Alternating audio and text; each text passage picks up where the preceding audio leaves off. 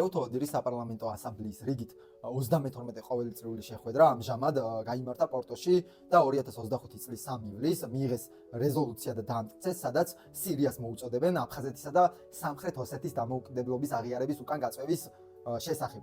შეგახსენებთ, რომ ამჟამად მხოლოდ ქვეყნების ხუთეული აღიარებენ მათ დამოუკიდებლობას როგორც სახელმწიფოსას. ესენი არიან რუსეთი, ნიკარაგუა, ვენესუელა, ნაურუ და სირია.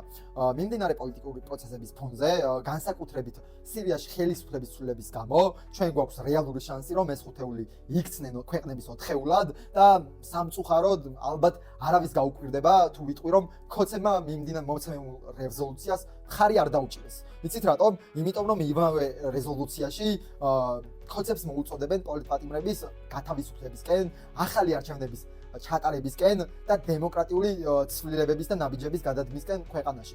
ასევე მოუწოდებენ დარღვეული შეთანხმებების გამოსწორებისკენ, ადამიანის უფლებების დაცვისკენ და პარტნიორების შესახებ, ანუ ამ შემთხვევაში ევროპარლამენტარებისა და ამერიკის არალეგიტიმური კრიტიკის შეჩერებისკენ.